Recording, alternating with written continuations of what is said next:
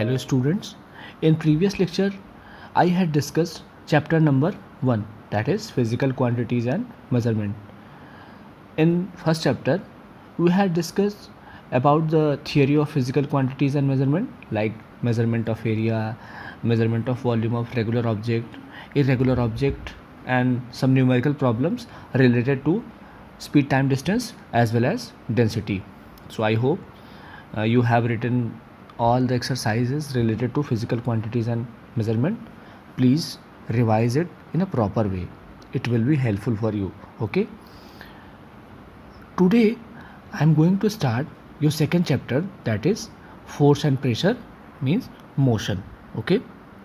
Basically we'll discuss here rest and motion. What is the difference between rest and motion?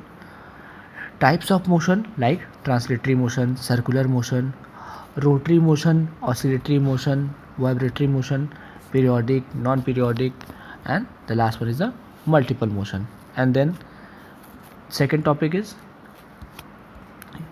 uniform and non-uniform motion and the difference between uniform and non-uniform motion. Then what is average speed? We'll discuss about uniform and non-uniform motion, then average speed, and the last topic is mass and weight and what is the difference between mass and weight. Okay, and the last one is mass and weight and what is the difference between mass and weight. Okay, so these are all are related with chapter number 2. So one by one we shall start from rest and motion and end with mass and weight. Okay students, our first topic is rest and motion. So before we begin, it is very important to understand what is the difference between rest and motion. When you visit a park, you see that some things are moving and while other are not. For example, the benches, trees, slides are fixed and do not move at all. Such objects are said to be at rest.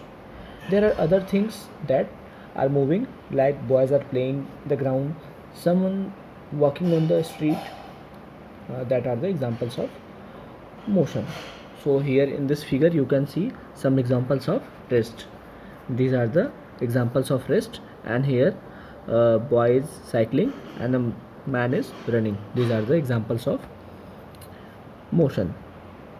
So this is the difference between rest and motion. Okay, so to understand what is the difference between rest and motion, we will see in the next slide. Difference between rest and motion. Rest.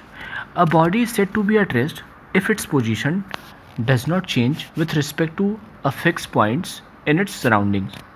For example, a book lying on a table, a bench fixed in a park. So these are the examples of rest. Okay, an object is said to be in a state of rest if it does not changing its position with respect to its surrounding with time. Okay, maximum non-living objects are the example of rest. Okay, non-living things are example of rest until and unless we are not applying force on that object. Okay, motion. A body is said to be in motion. A body is said to be in motion if its position continuously changes with respect to its surrounding with time. Okay, example, a flying bird, a boy playing football. These are the examples of motion. Okay, and an object is said to be in motion if its position changes with respect to its surrounding and time. A moving car, flying bird, a boy playing football, these all are the examples of motion. So this is the difference between rest and motion. Students, here we have to understand one very important thing, that is rest and motion are relative terms. Okay, suppose you are sitting near the window of a moving car. You are sitting in a car and car is moving and you are sitting near the window of car. When you see outside, the trees will appear to be moving backward. All the static object outside the car will appear moving backward. But to a person Standing on the roadside, they will appear stationary. You will find that the person sitting next to you in the car is at rest, while both of you will seems to be in motion to a person standing outside. Therefore, an object may appear at rest with respect to some object and may appear in motion with respect to others. This means that rest and motion are the relative terms.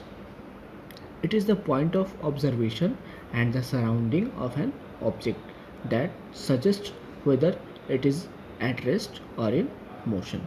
Okay, so rest and motion are relative term, and these two totally dependent upon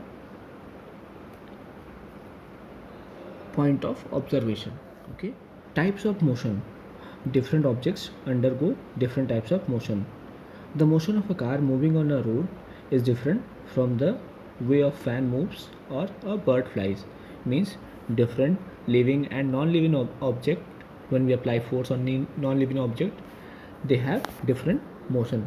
So on the basis of the motion is categorized in different part like circulatory motion, translatory motion, curvilinear motion, and rectilinear motion, periodic motion, oscillatory motion, and some others are random motion, multiple motion.